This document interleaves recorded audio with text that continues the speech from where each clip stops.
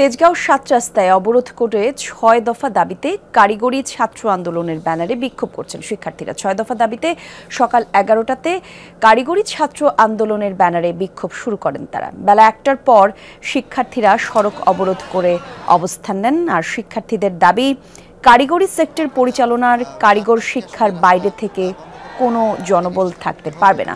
Diploma engineering course ৪ বছর মেয়াদী এবং প্রতি সেমিস্টার ৬ মাস করতে হবে। ২০২১ সালে বিতর্কিত নিয়োগপ্রাপ্ত সব ক্রাফট ইনস্ট্রাক্টরদের সব প্রতিষ্ঠান থেকে অপসারণ করতে হবে। কারিগরি সেক্টরের সব শূন্য পদে কারিগরি জনবল নিয়োগ দিয়ে দ্রুত সম্পন্ন করতে হবে। এছাড়া কারিগরি শিক্ষা দফতরের সব নিয়োগ বিধিমালা সংশোধন করার দাবি জানান তারা।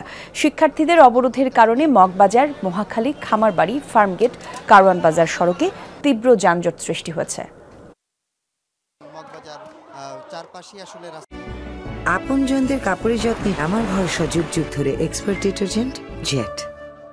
আমাদের ১০ম গ্রেড যেটা ডিপ্লোমা ইঞ্জিনিয়ারদের জন্য বরাদ্দ থাকে সেটার উপর আঘাত আনছে, প্লাস কারিগরি সেক্টর পরিচালনায় অকারিগরি ব্যক্তিত্বরা ঢুকে পড়তেছে এই সময়, যার কারণে আমরা রাজপথে নামতে আজকে বাধ্য হয়েছি। আমাদের যোগ্য আসনে যোগ্য ব্যক্তিকে জায়গা করে দিতে হবে।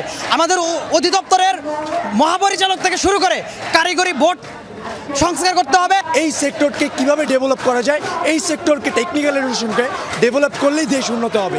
এছাড়া দেশ কখনোই উন্নতি শিখরে পৌঁছাবে না। কারিগরি শিক্ষার্থীদের আন্দোলনের বিষয়ে আরো বিস্তারিত কিছু তথ্য জানবো সহকর্মী হাসিবুল করিম বিজয়ের কাছ থেকে। সরাসরি আমাদের সঙ্গে যোগ দিচ্ছেন তিনি। বিজয়, একটু জানাবেন আন্দোলনকারীদের দাবির বিষয়ে কর্তৃপক্ষের কাছ থেকে কোনো ধরনের আশ্বাস মিলেছে কিনা, কিছু কি জানিয়েছেন তারা?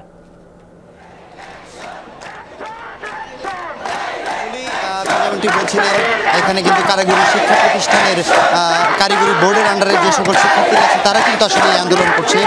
তারা সকাল ৯টা থেকে আসলে রাজধানীর তেজগাঁও এলাকার ৭ রাস্তার মোড়ে কিন্তু আসলে তারা আটকে দিয়েছেন এবং তারা এদিকে যে কয়টি সংযোগস্থল আছে প্রত্যেকটি স্থলে বাস এবং বিভিন্ন ধরনের ব্যারিকেড দিয়ে কিন্তু তারা রাস্তা বন্ধ করে রেখেছে। তারা যেমনটি বলছেন যে তাদের ৬টি দাবি রয়েছে এবং ৬টি দাবি যদি তাদেরকে মানার আশ্বাস যদি শিক্ষা উপদেষ্টা তাদেরকে দেন অথবা প্রধান উপদেষ্টা যদি তাদেরকে দেন তাহলে কিন্তু তারা আসলে এই রাস্তা ছেড়ে দিবে। তাদের ৬টি দাবির মধ্যে প্রধান 3টি দাবি হচ্ছে যে ২১ সালে যে বিতর্কিত নিয়োগপ্রাপ্ত সকল ক্রাফট ইনস্ট্রাক্টরদের তাদের দ্রুত স্থানান্তর করার দাবি তারা জানিয়েছেন এবং ইঞ্জিনিয়ারিং কোর্সের ৪ বছর মেয়াদি নিশ্চিত করতে হবে এবং প্রতি সেমিস্টারে পূর্ণমেয়াদী ৬ মাস অর্থাৎ পূর্ণমেয়াদী অর্থাৎ ৬ মাস করতে হবে। এবং এছাড়াও তারা যেমনটি বলছেন যে উপসহকারী প্রকৌশল পদে ১০ম গ্রেডে ডিপ্লোমা ইঞ্জিনিয়ার ব্যতীত কোনো ধরনের কোনো সাধারণ শিক্ষার্থীদের সেখানে নিয়োগ দেওয়া যাবে না। তাদের সাথে আমরা কথা বলেছি, তারা বলছেন যে তারা আসলে শান্তিপূর্ণই আন্দোলন করতে চায়, কিন্তু যতক্ষণ পর্যন্ত না তারা সরকারের থেকে কোনো ধরনের কোনো প্রতিক্রিয়া পাচ্ছে ততক্ষণ পর্যন্ত তারা অবস্থান করবেন। এবং ইতিমধ্যে আমরা দেখেছি যে এখানে আসলে পুলিশ এবং সেনাবাহিনী চলে এসেছে এবং তারা আসলে তাদেরকে নিরাপত্তা এবং সার্বিক নিরাপত্তার জন্য তারা আসলে এখানে অবস্থান করছেন।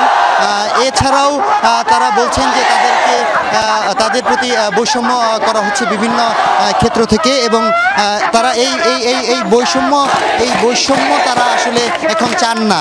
তারা সকল দাবির পাশাপাশি তাদের দাবিগুলো আসলে মেনে নিতে চায়। এই ছিল এখনকার পরিস্থিতি।